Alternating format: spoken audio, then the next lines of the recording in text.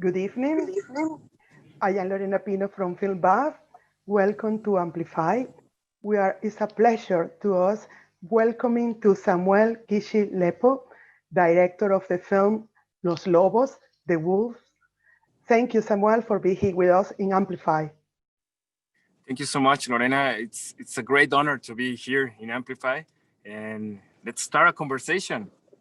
Thank you very much. And you are at the moment, I see, in a cinema room, in a screening Exactly. room in Yeah, Mexico. in Mexico, in Guadalajara. We just have a screening of Los Lobos too in the Guadalajara Film Festival. So, Oh, fantastic. So we are in the mood just as well. Many people has watched already the film here in the UK, and it's a pleasure to have you in Amplify. Samuel, we understand this is your second feature film. Um, the first question before start, I will need to remember to the audience, please write your questions in the chat, and we will read that questions for Samuel in a few minutes. So keep that communication with us through the box in the chat. Is the way to communicate and do the questions for this Q&A. Samuel, to start these questions, I will start with the basic question. How this idea came to you? I understand this is a semi-autobiographical film. So how was the process? How you take the decision to take feelings, personal feelings, and become this in a film like Los Lobos? well, at the beginning, I do a little exercise to confront this horrible thing we call the blank page. So it's a fear, like a creator, to look your blank page and say, I want to talk, and I don't know what I can talk, what kind of story. So I do this little exercise, and it's called I Remember. I borrowed this exercise from a plastic artist, who the name is Joe Brainerd. So I start to write I remember, and the first thing appears in my mind. I remember, da, da, da, da. I remember when I was 5. I remember when, and one of those I remember was, I remember when I was a little boy, and I have 5 years old. We go with my mother to Santana, California, to make a new life. So my mom has to leave us in a small apartment with a small recorder. And in this recorder, my mom records stories, the rules of the house, English lessons. And when I finish to write this, I say, I have a story. I want to tell that story, and I want to make this film in a love letter to my mother. So that's the first part. The second part, because I don't want to make a film is it requires a lot of things, not only the anecdotic thing. So I want to make this film more universal, not only personal for me. So I start to do a lot of investigation and talk with more immigrants in the community, immigrants, immigrants, mothers too, who live that kind of story. I interview my mother too, because I only remember, well, my memory is like a little boy. So I have to mix the memories of my mother in the community with my memories to try to make this story more universal.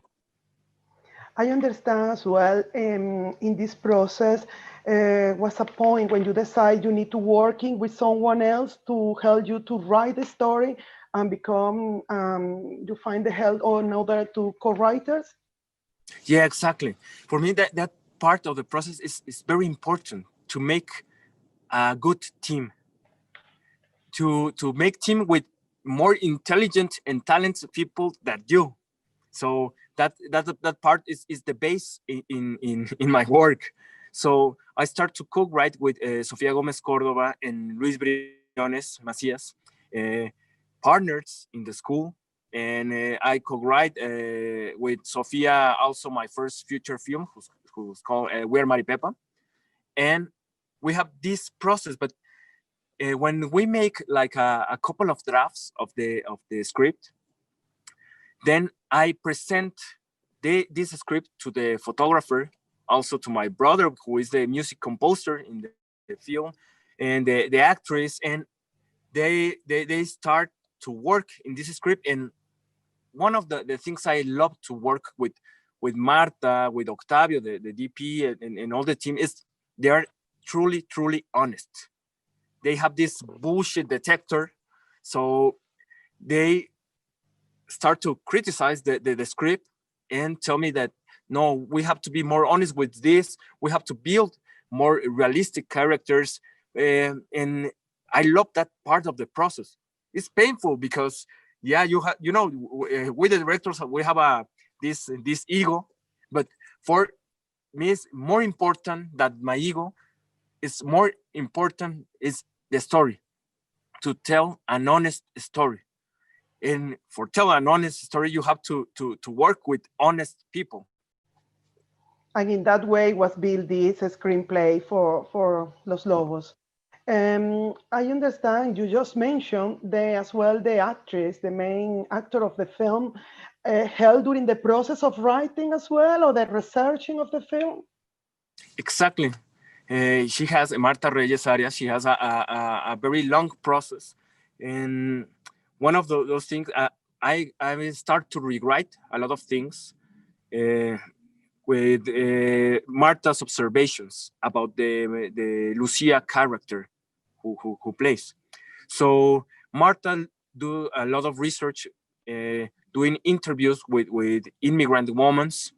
She get 2 jobs, one in Santana, California, cleaning houses, and start to talk with a lot of cleaning ladies, and in Albuquerque, New Mexico, she started to work also in the laundry, who is the real work in for the Lucia character.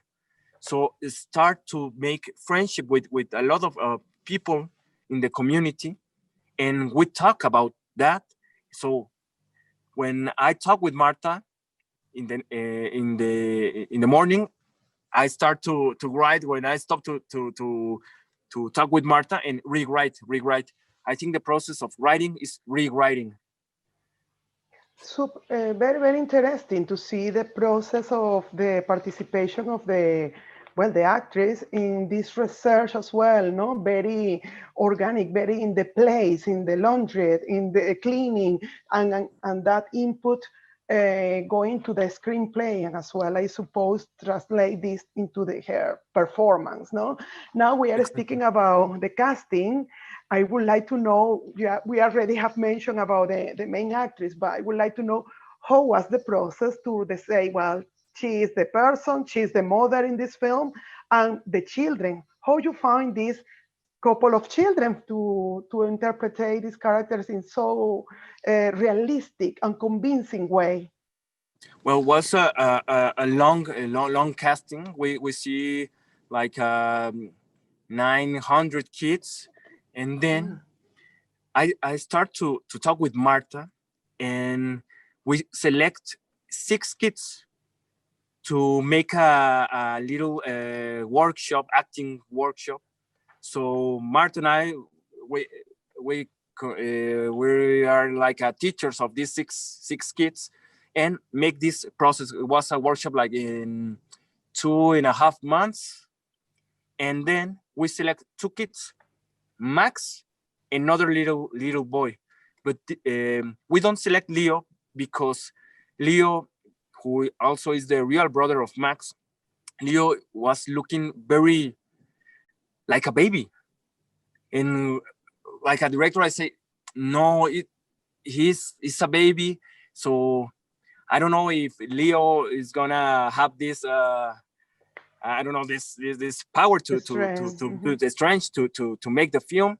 But we start to work with these 2 kids, and the youngest kid, no Max, the youngest, in part of the process, talk with me and tell me, Samuel, I don't want to make this movie.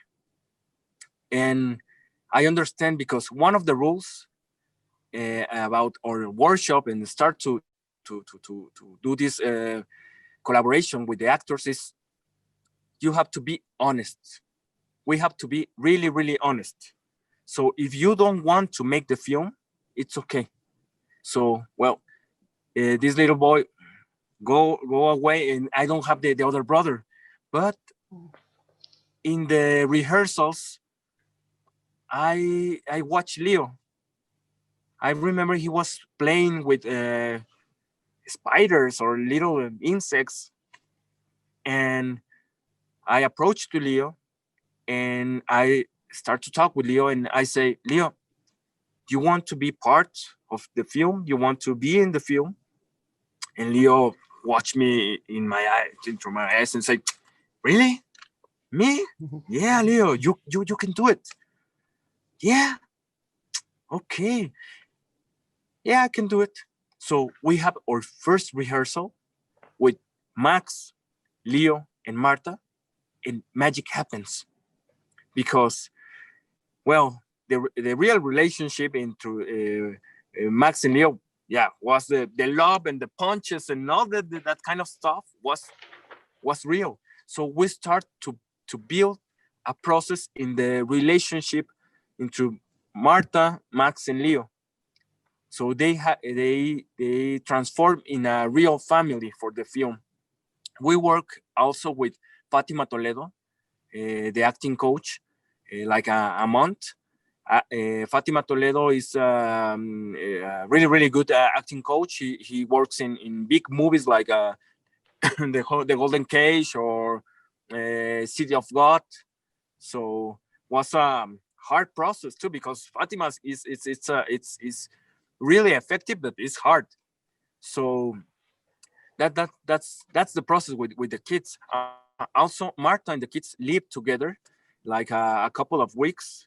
So one of the important thing in the process was the parents of the kids, because really we are like a family, and they trust in me, because it's very difficult more in these times.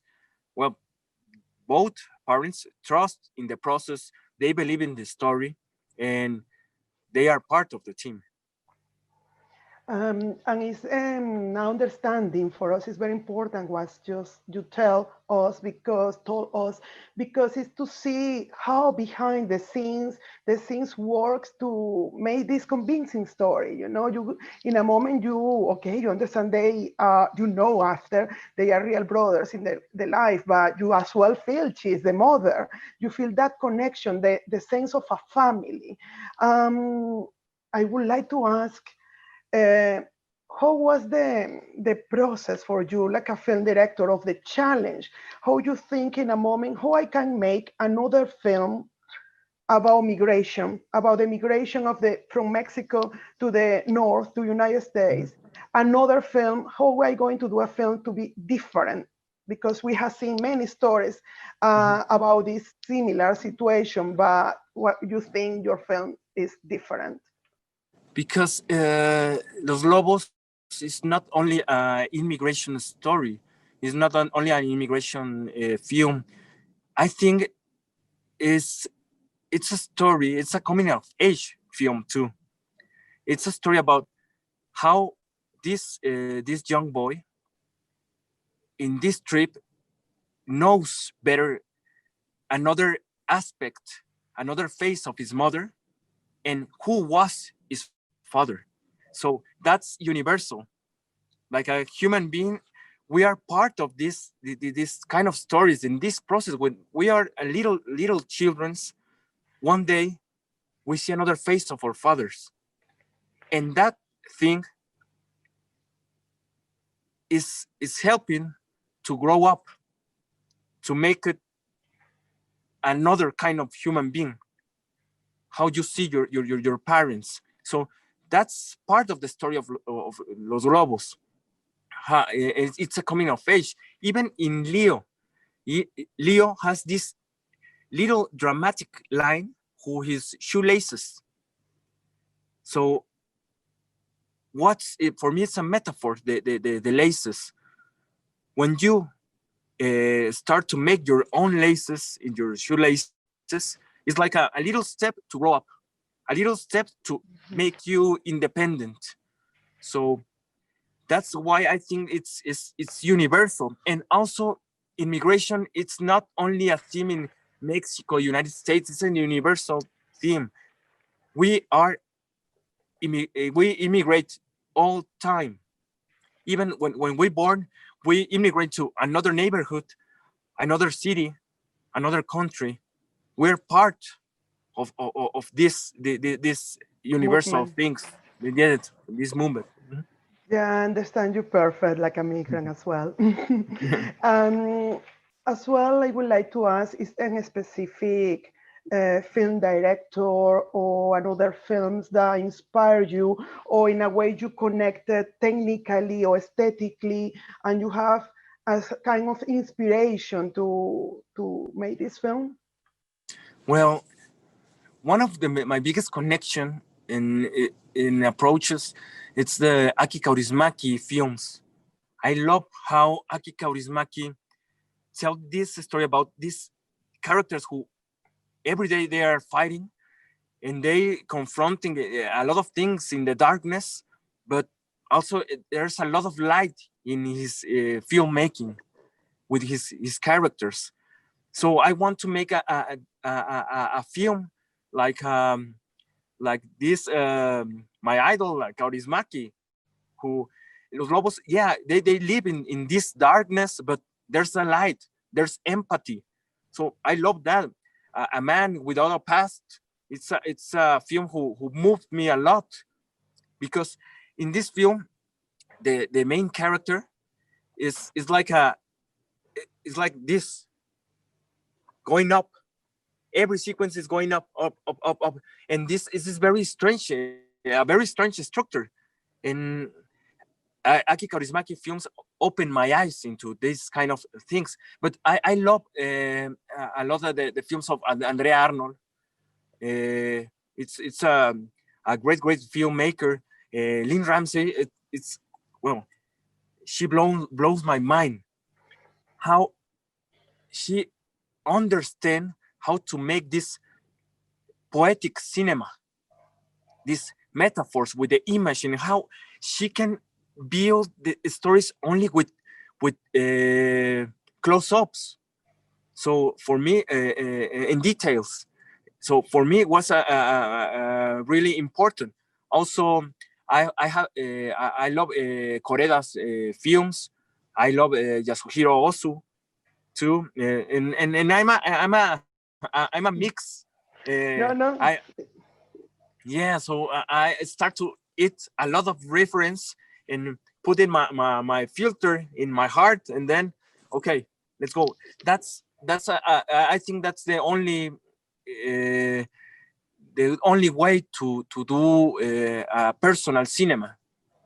Yeah. Also, I believe in this phrase of Jim Jarmusch, who told that you have to stall everything, but put in your filter, and it's gonna be unique. So, yeah. Excellent. And as well, we see now that you mentioned part of that rhythm, that way you look, the nature, the surroundings, the camera, no, the camera work as well, the cinematography work, when you see all the environment in that sense of poetic environment around in the middle of this drama, uh, there are a kind of sense of poetry as well. We have here a question from Mark. Thank you, he says. Thank you for such a fascinating and magical film. Could you tell us a bit more about the use of animation? Well, that was very interesting process because I have a base idea of the film, and then when I start to make the rehearsals with Marta, Max, and Leo, one of the acting exercise was we have to draw characters, etc. So Max and Leo start to draw these little wolves, and I tell, well, we can play with these wolves, no? Every rehearsal, I have a recorder and a cassette recorder too. I record these rehearsals, and when Max and Leo starts to play, they start to play like brothers. Yeah, we want to fight. Yeah, we're wolves, but we can be ninja wolves too. Okay, ninja wolves. Okay, let's put a ninja mask to the wolves, and then I see that this is very interesting. Put the making animation parts in the film, because these wolves, they are like alter egos for Max and Leo. They are like a door to escape from this room. They live in this little room, so the drawings and the animation, they can escape to another world and fight with the monsters and travel with the light bulb and do a lot of things. And again, I go and rewrite these parts, talk with the animation team, with Platypus Animation, and we based in the draws of Max and Leo, and start to make the art design of the world of Los Lobos. And that's the part. And another thing was a dramatic thing. Every time I was doing me questions about, yeah, there are these two kids in this empty room. I don't want the spectator get boring. So the animations part help us to refresh the film. So yeah, and you feel also dramatic how these kids are feeling about this context. So yeah, that's the story about the animation part. Thank you, Mark, for the question. Back to the process of this film, it's something like that duality. First, it's semi-autobiographical, and as well is kind of in that limits between playing between documentary style of kind of documentary and fiction, and sometimes for maybe some eyes not too used to films, maybe in some point it maybe seeks this is a documentary. No, it's a fictional story. Why you decide tell the story in this way? Well, I love when these techniques mix in films, because I'm a spectator. Also, I'm the director, so I'm the first spectator in the film. So I love this kind of mix, and I love when I start to make the scouting. I think the the city is one character more. So because the characters there are integrating in this new city. So I want to make a portrait of this city and the other people who lives in this city. What kind of society they are integrating. So for me, this is really, really important. And I love when films also, you are also very, very involved in the film, and you're thinking, what is this real or not? But something else like an animation remembers you. Yeah, I'm looking at a film. This very cathartic, and I love this kind of films. In my first film, also we played with this. I don't know. I can say like doing this peripheria between the fiction and documentary. In my first feature film, also I put a lot of footage, real footage of the main characters who do with cell phones. So, but it was a fiction, and I don't know. I think this is a style that I'm getting closer with, like a filmmaker. Yeah. Good, interesting. Mhm. um, Something particular caught my attention in the film was as well, despite the drama and the loneliness of these children, but at the same time, the playful environment and the situation with the mother, feel like it was a film as well about hope. Oh, and as well, this film as a couple, the Chinese couple, the elderly Mhm. couple. Why you decide to put this couple and explain us a little bit about them, because it's interesting the playing, the way they Well, play in this.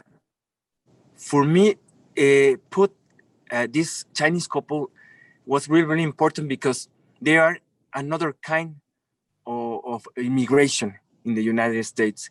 And they talk a very, very different language than Spanish and English.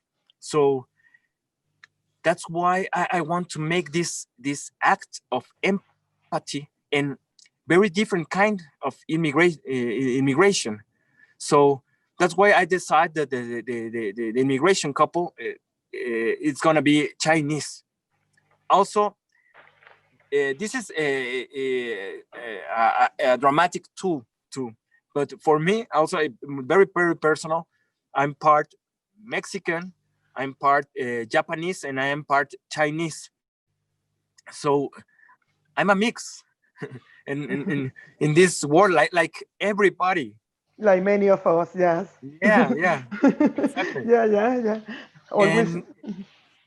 And this is really, really important because I think that Los Lobos it's a film who talks about empathy with and hope.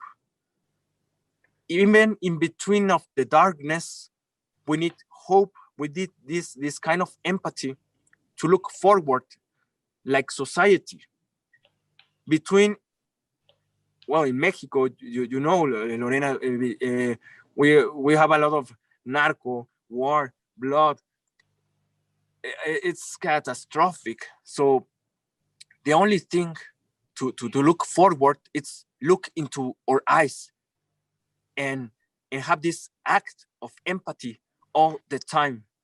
And like a filmmaker, I feel like I have a big commitment who what kind of films I have to make, because it's not the films is not only for me, it's for our society, for our people to talk about our stories. And I feel really, really deep and connect with that because I want to connect with the audience. And understand. And we have here another question from Monica. This time, Monica asked, mentioned, the film portrays the immigrant experience, the unreachable American dream, and people wanting a better life. And all these topics are very relevant these days. Now, she said, what message did you want to convey with this film? What message I want to make with this film? Mhm. An empathy message, and yeah, for me, I want to make an honest story, a really, really, truly an honest story, and making these portraits not romantic portraits, real and honest portraits about the American dream was really, really important to me and all the crew to talk about this. This is not Disney. This is not Disney. This is the real life. In the real life, we need each other. We have to make this again. This exercise of empathy, and that's part of the ending of the movie. Uh, we are together.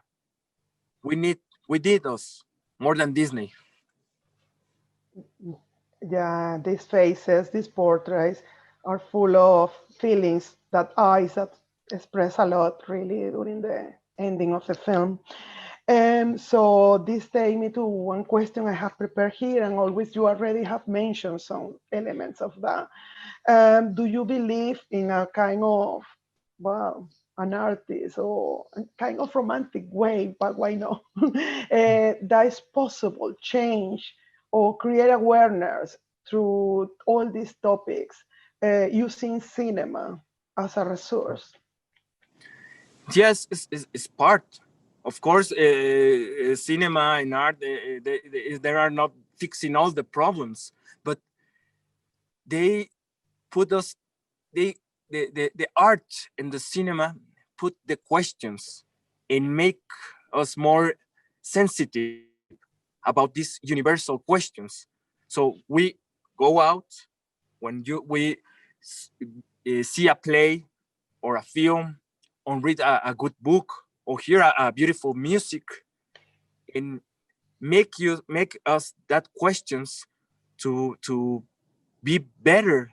So I think that it's the work of the art to be a reflect to make us understand our humanity. But we have to do the action, the call action. Yeah, but the part of the art, it's make us more sensitive about these big issues like human beings. So yeah, it's part of the process. Thank you, Samuel. Yeah, it's a very interesting answer because we who love cinema always and art in general always think that is possible, no? Make a little Exactly. change. Yeah, Eh, exactly. Filming it saved my life, and I know a lot of stories of more people that, well, when I feel really bad and I see one film that I get connected, I feel less lonely in this world, and it's beautiful, and I feel this sense of community, and yeah, and well, it's beautiful that how art touch our souls. Thank you. Despite the language. Yeah. Yeah, Thank you, Samuel, for sharing with us all the things behind the scenes, all the process of making this film. And we wish you continuous the success around. Has been a long journey through film festivals, and we are super pleased to have the film here in the UK, Los Lobos, The Wolves. And Samuel, the best of the success in your future plans. Thank you for sharing with us. Thank you to the audience to stay and make questions. And you still have chance to catch up the Los Lobos in Amplify until this Sunday, the 22nd at midnight. So thank you very much to all of you. And until next time, all the best. Gracias. gracias, abrazos. Adiós.